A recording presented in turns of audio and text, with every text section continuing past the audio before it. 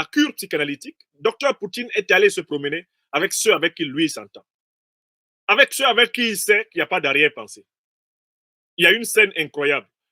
Lorsqu'il y a la parade navale et que Poutine va montrer la parade navale russe à ses homologues africains, Poutine passe son temps avec Ibrahim Traoré dans sa main. Ils sont vraiment la main dans comme les amis quoi, en Afrique. Vous savez, en Afrique, les amis, vous pouvez voir en Afrique deux hommes qui passent en se tenant la main, ce n'est pas des homosexuels. Les amis en Afrique, parfois, ils marchent en se tenant dans la main. Que ce soit d'ailleurs des hommes ou des filles, ça n'a aucune signification sexuelle. D'accord? Donc, voilà Poutine qui attrape littéralement Traoré dans sa main et il passe devant le vieux Sassou. Il fallait voir l'œil de Sassou Nguesso. Mais s'il possédait à ce moment-là ce qu'on appelle chez moi à Douala un Gada Moudumbu, c'est-à-dire le fusil de la bouche, le tonnerre, il allait lancer ça sur l'enfant. Tellement il était jaloux. Après avoir attendri Poutine en racontant sa souffrance pour arriver à Moscou, Poutine prend Ibrahim Traoré, il prend Assimi Goïta et il s'en va se promener avec eux. Il a laissé les vieux grigous. Et comme Biya était un malin, et au regard de son âge aussi, sans doute, Biya, lui, n'est même pas venu à la parade parce qu'il savait que Poutine n'allait même pas le calculer. Il savait que ça ne sert à rien. Mais Sassou, lui, il est venu en pensant que, en se montrant tellement à côté de Poutine, on allait oublier qu'il est le plus servile servant de la France-Afrique que le Congo-Brazzaville ait jamais eu à sa tête.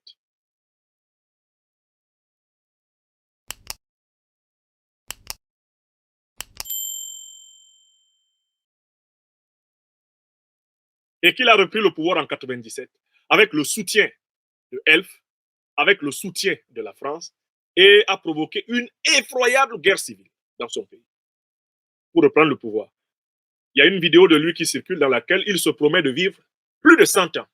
Voilà l'objectif d'un homme qui n'a pas compris à quoi sert la vie humaine. La vie humaine ne sert pas à vivre plus de 100 ans, elle sert à se préparer à la vie angélique. Écrivez ça. Tout homme doit mourir un jour, disait Franklin Bukaka, mon homonyme. Mais toutes les morts n'ont pas la même signification. Nous sommes sur la terre, dans cette forme humaine que vous voyez, cette tête, ses bras, ses jambes, pour nous préparer un jour à mourir, pour vivre une autre vie. La terre et toute la civilisation, ce n'est rien d'autre qu'un espace de préparation au passage de la vie animale à la vie angélique, dans notre tradition. Donc, dans notre tradition, un homme n'est pas là en train de se vanter. Ah, je vais vivre jusqu'à 100 ans. Même quand on dit dans la tradition africaine, longue vie à toi, on ne parle pas simplement de ta vie biologique. On ne parle pas de ta vie dans ce corps qui vieillit, avec cette barbe qui blanchit de plus en plus. Quand on te dit longue vie, quand un Africain initié te dit longue vie, il veut parler de la vie de l'âme.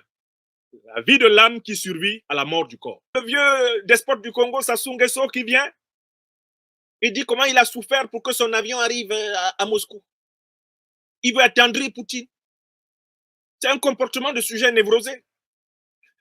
Non, vraiment, ça n'a pas été facile. Ça n'a pas du tout été facile d'arriver ici. Nous avons,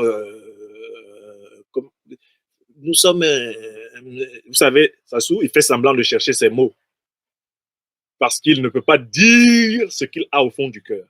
C'est quelqu'un qui parle toujours à partir de la zone la plus mensongère de l'âme, la zone de la feinte. Conséquence, il hésite toujours sur ce qu'il dit. Vous voyez, nous sommes, c'est-à-dire que, Monsieur le Président Poutine, ça n'a pas été facile. On a fait 7 heures d'avion, on arrive là-bas, on ne nous permet pas de venir ici, on a dû changer d'avion. Le docteur Freud, Poutine le regarde seulement, il dit couche-toi bien, parle. Oui, oui, oui. Quand ils ont fini de faire leur numéro, même le vieux Grigou, le plus vieux Grigou de l'Afrique centrale, Paul Biya, est allé faire son numéro de panafricanisme cosmétique à Moscou.